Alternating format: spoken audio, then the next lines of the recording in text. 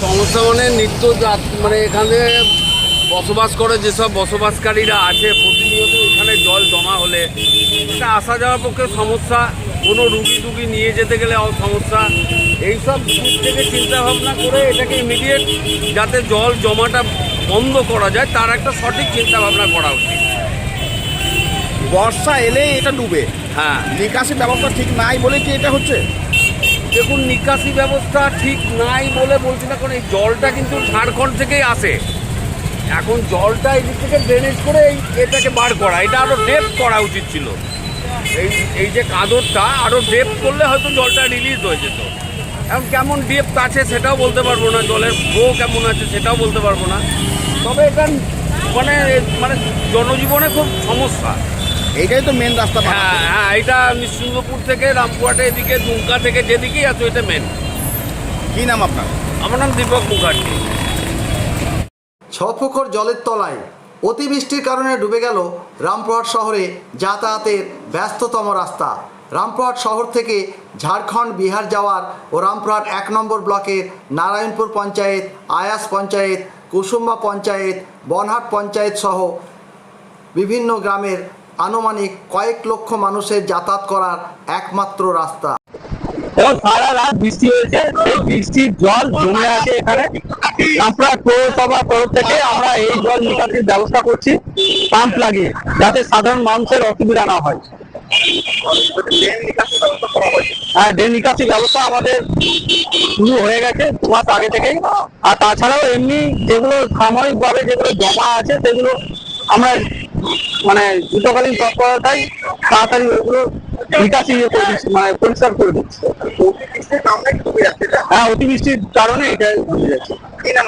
আমার Subrata Mahara, Rampurhat municipality vice chairman.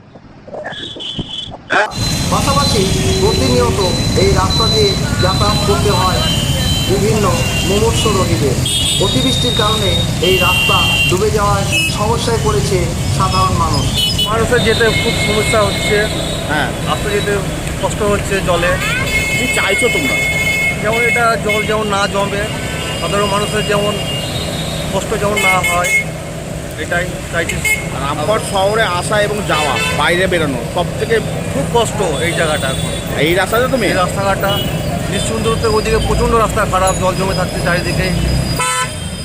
এটাই চাইছি যেমন ভালো হয় সাধারণ মানুষের। কি নাম? আমার নাম মুন্না শেখ।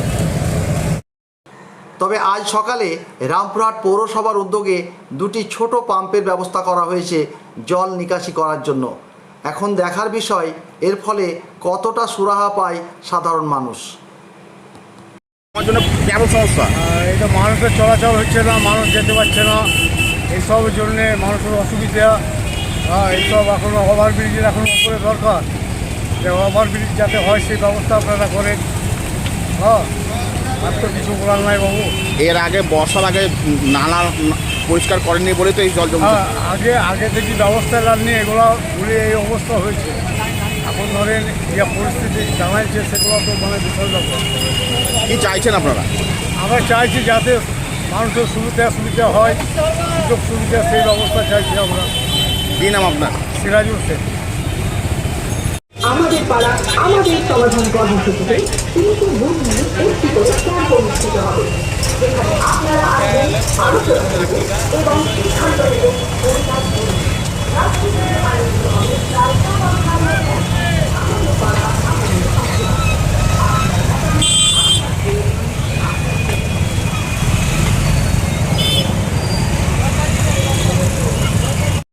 যে পাড়াপাড়ার জন্য কোনো সমস্যা হচ্ছে? এই তো হ্যাঁ, সমস্যাটা আছে, মানে ভাসছে, সব পোকা ভাসছে। এর ফলে কি সমস্যা হয়েছে? না ভাই, প্রথম হলো। এই প্রথম হলো? প্রথম হয়েছে। বৃষ্টি পড়লে তো ডুবে যায় সব। হ্যাঁ, বৃষ্টি পড়লে ডুবে যায়।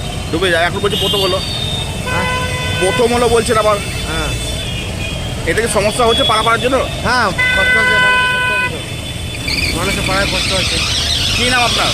আমার নাম ইনসান শেখ। ইনসান শেখ।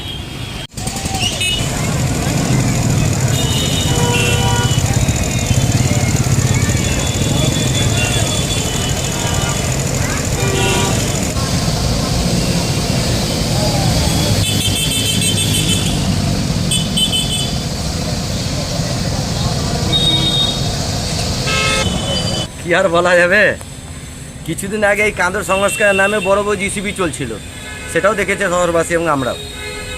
তো সেই জিসিপি চালিয়ে কাঁদর সংস্কারে কি লাভ হলো, শহরবাসী কি তার ফায়দা পেল, আজকে এই ছোটো ছোটো পাম্প দিয়ে এই জল মারা তার প্রমাণ করছে যে তাহলে সেদিনকে কাঁদর সংস্কারের নামে যে জিসিপি চললো সেগুলো ভুয়ো। যে সেদিনকে প্রকৃত যদি কাঁদর সংস্কার হতো তাহলে আজকে এই ছপোকায় পাম্প চালিয়ে জল বার করতে হতো না। আর শুধু ছপোকা নয়, আমরা বারবার অভিযোগ করে এসেছি এই বর্ষার আগে যে রামপুরহাট শহরের নিকাশি ব্যবস্থা বেহাল, তার প্রমাণ এই ভারী বৃষ্টি হলে শহরবাসী দেখতে পাচ্ছে। শুধু ছপোকা নয়, আপনি লোটাস প্রেস যান, পুরনো আউটডোরের সামনে যান, এমনকি এই পাঁচমাথা থেকে রেলগেট যাওয়ার রাস্তা, পশ্চিমপাড়া মোড় থেকে রেলগেট যাওয়ার রাস্তা দেখুন, যেখানে যেখানে পৌরসভা এবং রেলের ওই জায়গাটা এই যৌথ ব্যর্থতার প্রমাণ এই জল জমা। এখনও পর্যন্ত বুঝতে পারছি না যে আমাদের রামপুর পৌরসভা রেলের বিরুদ্ধে কেন সোচ্চার হচ্ছেন না।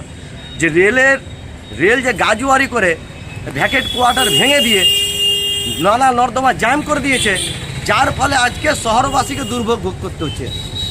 রামপুরহাট হাসপাতাল যেখানে একটু জলে ডুবে যাচ্ছে, আমরাও কিন্তু বারবার বলেছি যে রামপুরহাট হাসপাতালও জল জমছে, তার একটাই কারণ যে সেখানকার নির্মাণ সংস্থার ব্যর্থতা। একেবারে এই মাল খেতে গিয়ে তল ফাঁকা হয়ে গেছে রামপুরহাট হাসপাতালের, যার বদলে আজকে জল জমছে। তা আমরা বারবার বলেছি যে এরম করে হলে কিছু হবে না। এই ছোট একটা পাম্প লাগিয়ে এই কখনো ছপকার জল বার করবেন, কখনো হাসপাতালে জল বার করবেন, এইগুলো পরিকল্পনার অভাবের ফলে আজ রামপুরহাট শহরবাসীকে এই জল দুর্ভোগে পড়তে হচ্ছে। আমার নাম শাহেদ হোসেন কিনু।